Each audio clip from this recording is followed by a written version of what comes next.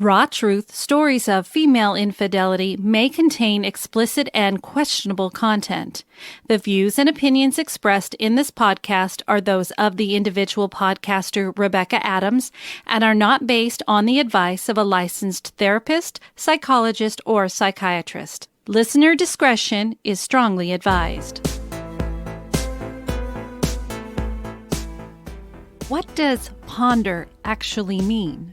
Well, according to the dictionary, it means think about something carefully, especially before making a decision or reaching a conclusion. Well, as you know, on the Raw Truth, Stories of Female Infidelity podcast episodes, we allow women to share their stories in a non-judgmental way about why they stepped out of their relationships. But there are so many other interesting topics that we all need to learn from and not to judge right away. So let's talk about it now. Let's ponder.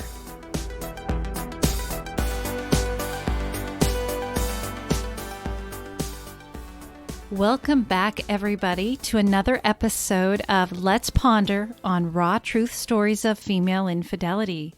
Hope everybody's been having a good year so far. We're getting a little more freedom with the whole COVID thing. I'm fully vaccinated now.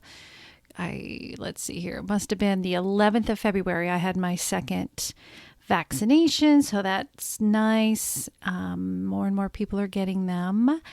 And hopefully, things will start to progress in a better way so that we can get into restaurants easier. And I have actually been out a couple of times, and it was really nice to sit down in a restaurant. And even though it's cold and the doors may be open and it's chilly, it's just nice to feel like I can go back out again and try and, have fun instead of being, to go forever. I don't like to have big restaurant foods to go. I just don't. I like to have it at a table and to have service and things like that. So for those of you who are listening who are in that industry, I thank you for doing what you do. And, hopefully you guys have been able to somehow, unemployment, anything to try and keep you afloat, because it's been so hard on all these small businesses and restaurants that they had to shut down so much. So I'm just happy to see that everything is back up and going.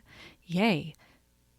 So today we're going to talk about why do women tend to affair down?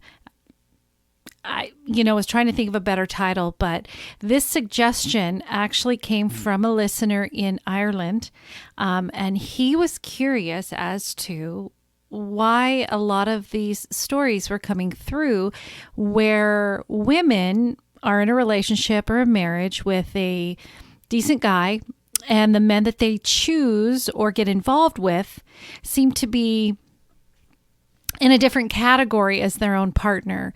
Not saying that they're going up. It's like they went from driving a nicer car down to a lower type of car. And I don't ever want to insult anybody or profile or anything. But it is interesting. What is it about these other men that are complete polar opposite of their husbands that's being attractive? So I went out and, of course, typically where I get my information is on social media. So I will reach out on my Facebook, my Rebecca Adams Facebook page. I will reach out on the Raw Truth Facebook page, Twitter, Instagram. So if you're not following me and you want to be a part of some of these answers, then feel free to send me a friend request or send me a private message so that I know that you are a listener and you do want to friend me and that you're not some scammer who is some usually dude who's in his late 50s, early 60s on a boat or in some tropical place holding a drink, looking all classy, who says he's widowed and he's a former doctor and it's all just scams. I just want to make sure that these people that are friending me are true listeners, because you can only have so many people on your Facebook page. And I'd like to have those of you who actually are listening and are supporting of the podcast, who are friends of the podcast, that would, benefit from following me on the Facebook. So on the Facebook, what am I? I sound like a person who doesn't know what she's talking about. Infidelity. both women and men alike have found themselves in situations where they have become unfaithful to their spouse or partner. On the podcast, Raw Truth, Stories of Female Infidelity, you hear stories from women who have been unfaithful, but want to share their stories to help others in similar situations, or to help other people understand why sometimes infidelity happens. But there is still so much more. How does a man cope when he finds out that his wife, girlfriend, or partner has cheated? What are the reasons why a man chooses to cheat? Are they similar to why a woman does? Or maybe you are the other man or the other woman in a relationship. I asked her later why she didn't tell me she liked the kind of sex she had with him. She said it was novel for the first couple times, but she swore she didn't like what he was doing. I'm not sure I believed it. Why keep going back? I'm sure in hindsight she feels that way now, but I never got over the nagging doubt that she enjoyed the sex with him more than me. I also never got over the feeling that she looked back at what they did and with good memories. He was bigger than me, in better shape, younger, and the sex was new. I never got over that. Again, she swears she looks at it with disgust, but who knows? Why would she ever admit it? To hear the rest of this story and other stories like this, please visit the website Raw Truth, Stories of Female Infidelity.com and click on the Patreon link. For a $3 a month pledge, you will get access to these additional episodes, as well as early access to regularly released episodes. If you have a story that you would like to be considered for a future podcast, please email rebecca.rawtruth@gmail.com. All submissions will always be anonymous. And always remember, no judgment. So let's talk about this. So I submitted that out to everybody, and I've got a lot of different comments and thoughts. So let's get started. Why do women tend to affair, quote, down? That's an interesting point. It's been my experience with married women who weren't swingers or in an open marriage that they are only looking to be desired or chased after. Most of the time, after the initial affair, they lose interest in continuing with it because it wasn't to replace what they had, just experience something they felt were missing. Sometimes it is a fantasy fulfillment, also known as being with someone of another race or ethnicity, or someone who is well endowed, or dipping their toes into the BDSM pool, a la 50 Shades of Grey, or the, quote, bad boy experience, something they can't get from their husband. I like that. This one says, easy. If it's a lesser man, there's much less chance she will leave. You are married to a great guy. You are not leaving even if you cheat, unless this guy finds out, and then there are variables. Okay. The next one said, who says the other is the lesser one? Seems subjective. To which somebody commented, if I were the husband, I would say, quote, who is sleeping with a married woman, quote, if we want to talk about lesser. I am sure many women being cheated on would say the same. I get your point, and it is subjective to an extent, but even if a guy had more money and was better looking, I would have to say, quote, why does he not get his own woman? Could it be he can't handle everything in a relationship and just wants the good parts? Again, more for ponder. There are men who sleep with married women, particularly domestic abuse women, and are likely pretty good men, but many of those, quote, pickup courses guys pay for online that you can find for free, for giggles will tell you, unhappily married women are easy targets where you can get the benefits without the baggage.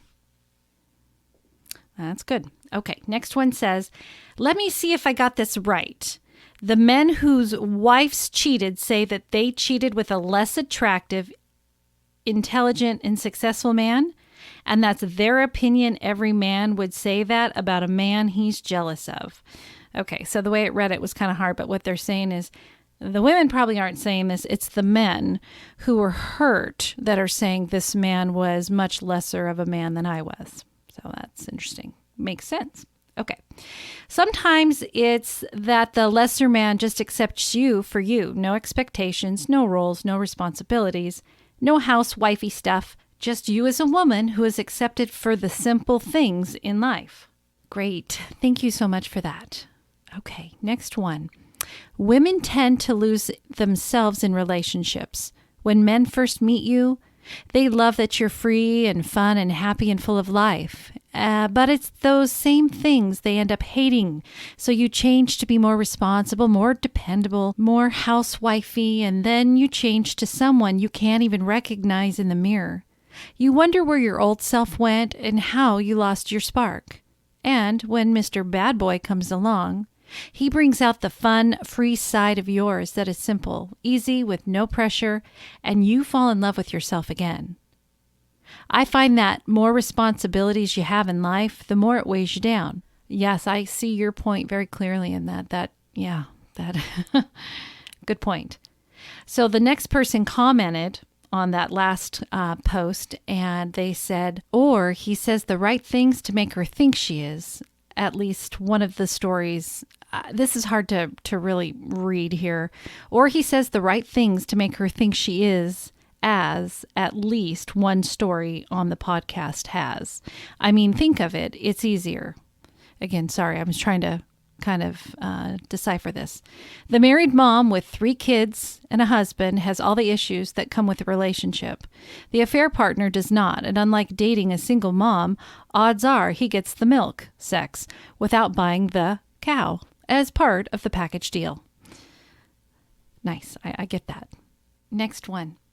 Now, it's hard to do no judgment with facts, but I am sure those of us who cheated have to at least entertain that any woman or man sleeping with a person they know is married is more than capable of lying to a woman or a man. Think lies work sadly more with women, as you don't hear of many guys getting used for sex and crying in their dorms. To say what we want to hear to get what they want. And if a marriage ends because someone who turned out not to care about the person who was cheating on their spouse said the right things. I don't think many women who plan to stay in the marriage would say it was worth it. Maybe after the fact to not admit to being wrong, but not in reality. Also, one thing about bad boys, I think they are far more likely to be like, yeah, I got that married bookworm into bed, as a kind of a brag. But the bad boy is also the type that says he wants to keep doing it after the woman gets it out of her system and tries to save her marriage. And he contacts married women for an affair and is shot down and tells the husband with intimate details of maybe things the wife would never do for the husband. I think someone who has not cheated and is on the fence really needs to hear what happened. I mean, work it out. Over a year later and back to square one. Again, men are very prideful. Now, if the marriage is over, it's not really an issue. But if it's not, or trying to be saved, I tell everyone I refer to the podcast of Stephen Karen, as it's probably the most important story to listen to if you're thinking of having or continuing an affair. So the Stephen Karen story that this one has been referring to is an episode on Patreon. So if you're not a Patreon subscriber, you will not have heard the episode. But if you're interested, you can subscribe for that. So then he continues on with, there are more Steves out there than people think, and most stories on the podcast the husband has not found out about. There are a few stories that have different issues in them, and I tell people they might want to check it out. I am on a couple of marriage forums, and any women, never had to ask a man on a forum that I have seen, and I am on 4, if they are asking for some sort of advice, I refer them to the site and tell them lots of stories that do not have conclusions. But this one does, and Rebecca's. I always say you have to be prepared for the worst consequence if you decide to do it. And there is a fight. Quote, you threw away our marriage and family for that?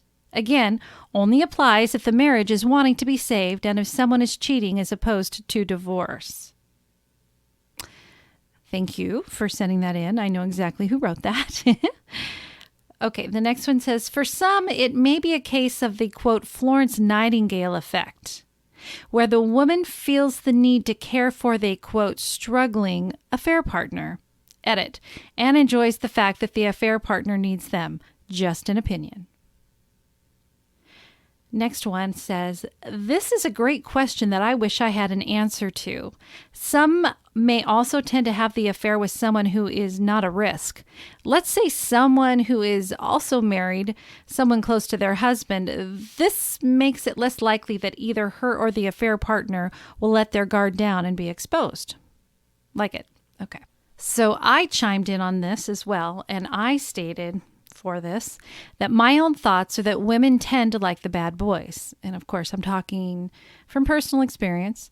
And if they are in the excitement rush of the affair, adding an unlikely person could add fuel to the fire for the affair to burn hotter. And then somebody commented on mine and said, more taboo, rush to it. Supposedly, a good amount of relationships with affair partners do not last. Thus, the foundation from Ash's quote, which I've talked about a lot. That could be part of it somehow. The problem with the affair partner is they're not the one that's there when a person has had a horrible day and is stressed because the washer broke or such. Also, there is a theory on the whole male talk red pill. Stuff that women want bad boys when they are younger, settle for the nice guys, but when they're married, they miss the thrill of the bad boy. Men can be similar, more like you choose someone fun, but not too much fun, that you would leave your wife. Stats show men are more likely to cheat when we are happy, which I have no damn clue why. So that was obviously sent in from a guy there commenting back on mine. All right, next one. Well, obviously I'm not an expert. I've only been affected once, which is one time too many anyway. I think in my personal case, though, she viewed him as non-threatening. They formed a friendship that eventually turned flirty and progressed.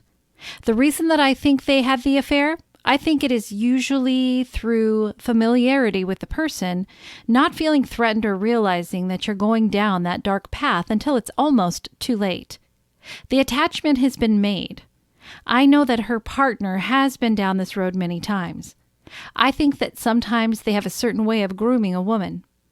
I didn't ask for a whole lot of detail as far as how this actually progressed because, as I've said before, it didn't matter how they cheated. Just that they cheated. Knowing how doesn't really change the hurt, so I believe that it is a combination of opportunity, familiarity, and ego stroking. In my wife's case, I definitely felt that she was pursued and enjoyed that feeling. I don't know if she could ever pursue anyone else because I think she lacks the confidence for that. Does that make sense?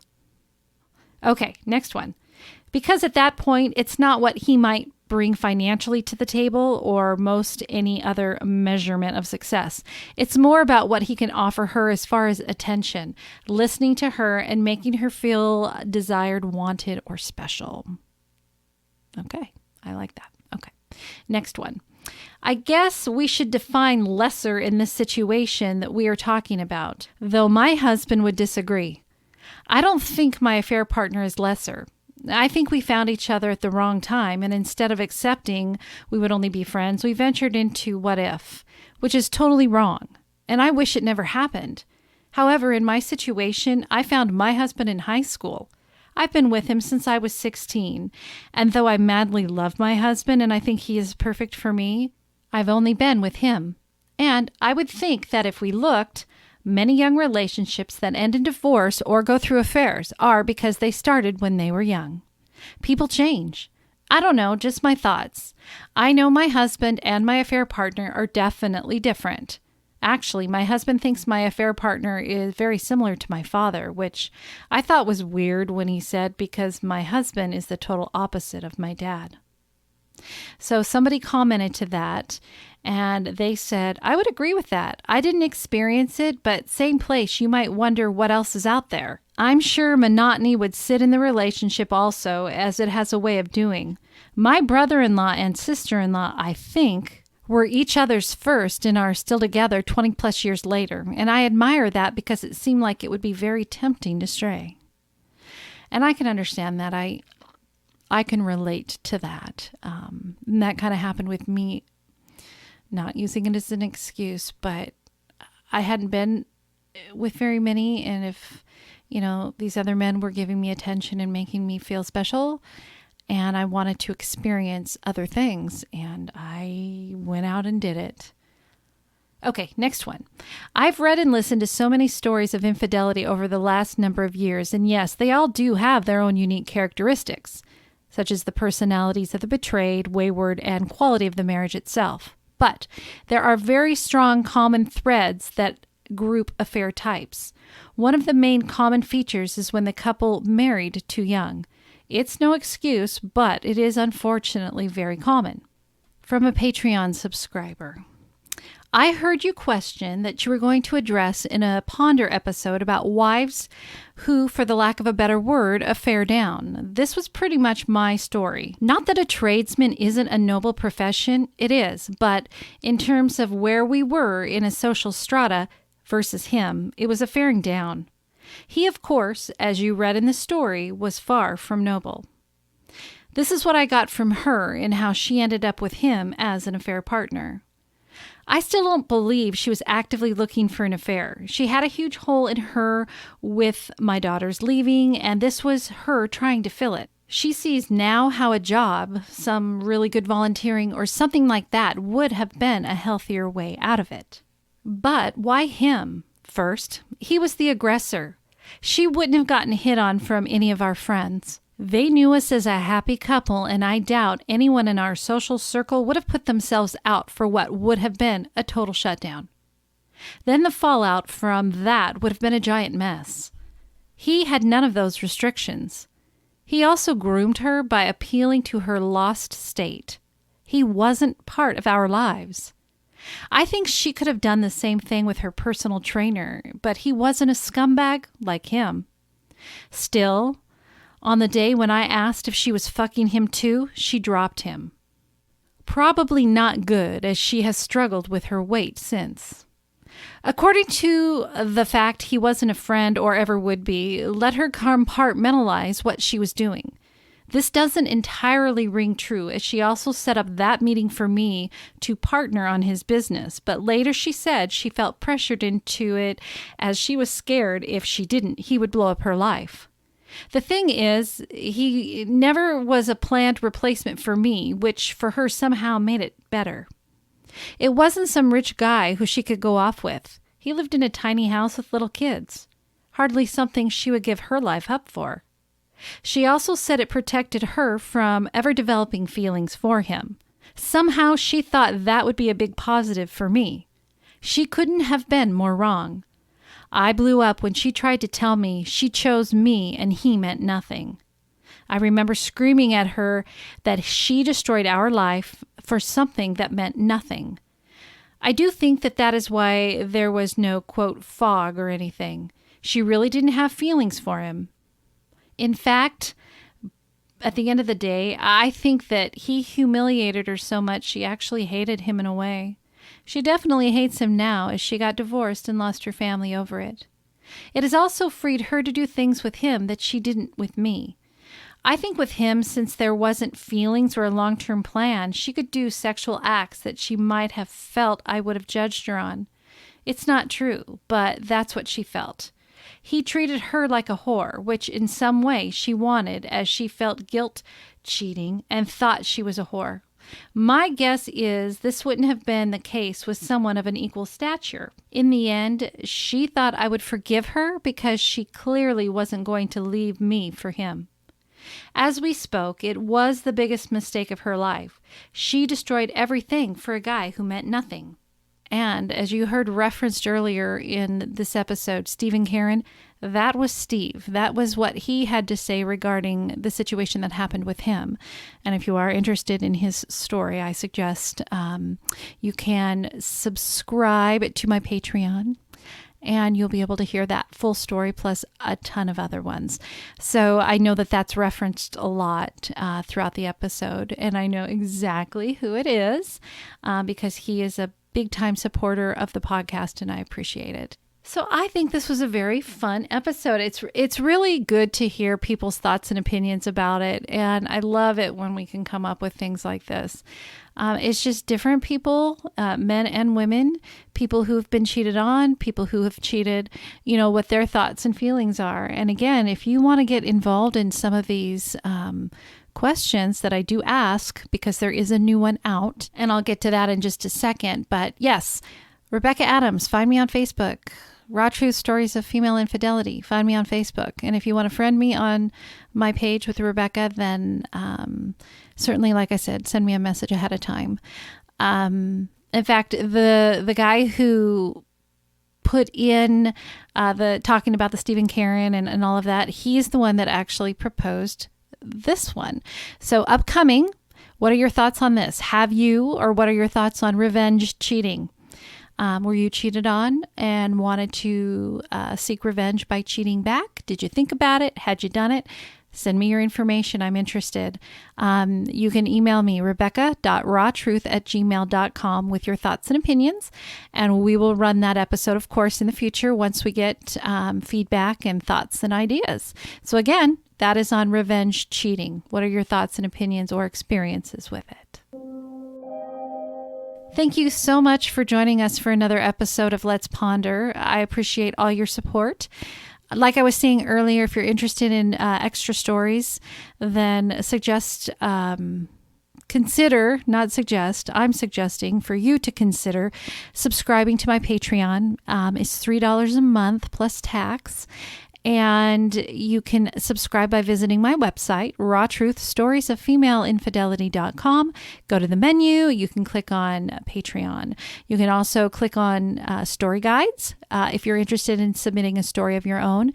If you have a story for the Raw Truth female stories for cheating, if you've been cheated on as a husband or a partner, or the men, if they have been unfaithful, I accept the stories in those three categories: cheating women, cheating men, or a man who was cheated on. Or if you have suggestions for future Let's Ponder episodes. Also on my website, you can help me out tremendously by voting for me for the Hot 50 Countdown with Podcast Magazine. We're still in the month of February as I'm recording this, and I came in at number 21 for February, and I was so not expecting that, and I thank you all. I really, really appreciate it. If you listen on Apple, I would ask that you write me a review or rate me. That helps move the podcast around a little bit so other people can find it, and they're looking for support. This helps them find me easier.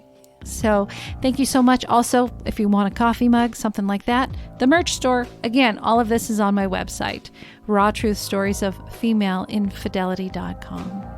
Make sure you listen next week as we complete Nadine's story, part 2. Part 1 streamed last week.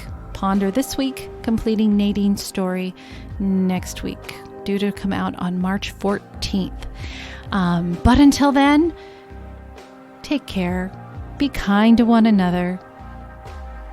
Be kind to yourself. And always remember, no judgment. Goodbye.